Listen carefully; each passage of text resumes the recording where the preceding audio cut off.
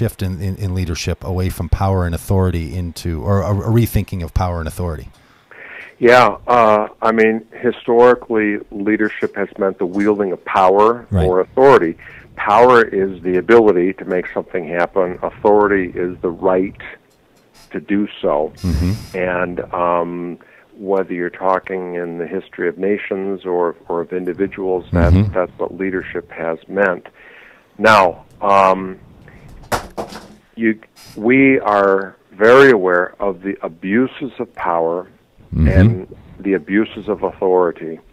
And as a matter of fact, I think that the Bible speaks directly against abuses of power and authority. It turns everything on its head. However, it doesn't say that if you have a connection with God that you reject all power and authority. Rather, there is the power of the Creator and the authority attendant in who that Creator is to shape the world.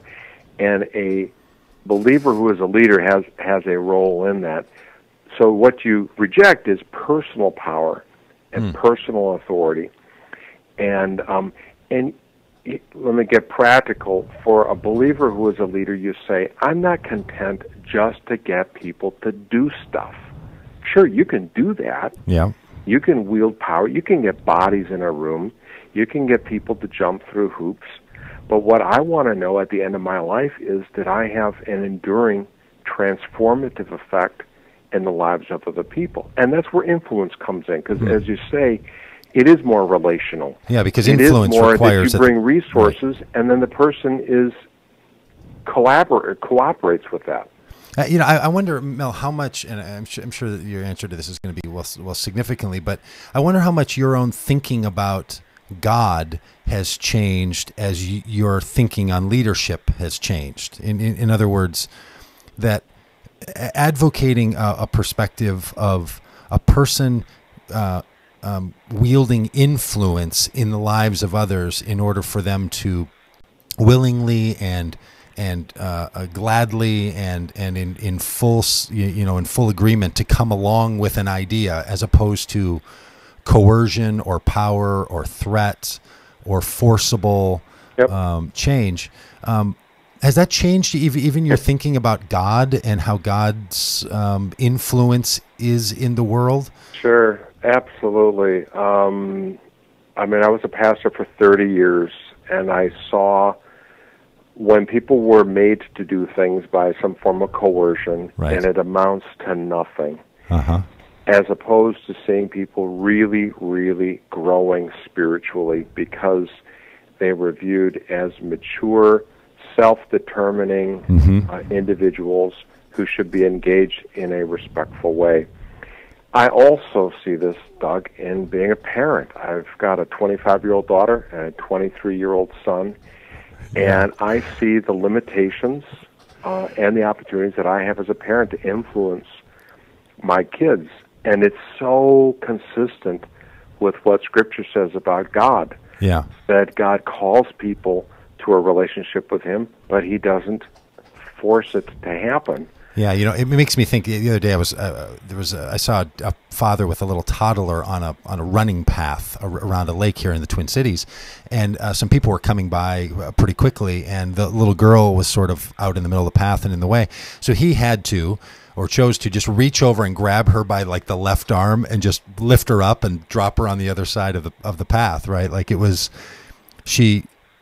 just pure his will, having to be exercised over hers. And I thought the same thing that you were just mentioning about my own children, who are now 18 and 20 and 21 and 22, that like there was a point in my life where that's what parenting meant, was like lifting the kid out of danger and plopping him over in the other place, and they didn't even think about it. The little toddler there in that what I saw the other day didn't even consider it at all.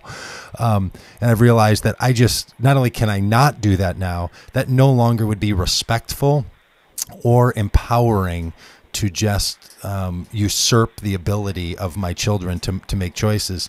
So I've had to develop a whole different skill set of how do you lead when someone has all the possibility and the right to resist the direction that I want them to go. Yeah, I think that's true. It's a basic issue of faith, but that extends into your view of leadership and service and lots of other things. And certainly God in the world. Now, I also I didn't tell you I wanted to chat about this, but you're in Milwaukee, and I know that a few weeks ago there was the shooting at the Sikh temple there in Milwaukee, and I'm sure that in a town the size of Milwaukee and a part of the faith community there, that has had great influence on I'm sure the people at Elmbrook Church, your church, and maybe even on you. How are things there in Milwaukee currently in light of the situation of that that violence that was brought on those religious religious I'll community? tell you, it was pretty eerie, Doug, because I was giving a sermon at Elmbrook as that whole thing. Hey, hold on to that conversation, folks. I think I lost Mel in the in our conversation. So we're chatting here with Mel Lawrenz. He's the author of a book called Spiritual Influence, but he's also the pastor at large of a church in Elmbrook, and he was just giving us some really good thinking here on what they were able to do in Elmbrook Church, and I happen to know that there was some significant conversations and roles that the people of Elmbrook were going to play in light of this tragedy that went on, where someone came into the Sikh temple. John, you I'm sure paid attention to that story. It was really quite difficult. Yeah, the white supremacist, came in, and I don't know how many people perished in that, but I know that the shooter also died, killed himself. And really sent a ripple through how do churches respond to tragedy that are involved in different faith groups or people who believe differently. How can we be supportive in that? Well, we're going to try to make this reconnection here with Mel, but I'm really disappointed that we're having a problem with the. This is a Skype thing. It's a Skype problem. Yeah. I don't know what went down, but Mel is Mel is a good guy, and I think Neo AM 950 issue. Yeah, that's right. It does make us make us feel like we're like I've got some sort of a printer problem here, where I just can't seem to call and make the connection happen. I don't know. Perhaps it's something on his end. He's having a little technical issue himself there. Yeah, I think it's a Skype issue on this end, truthfully.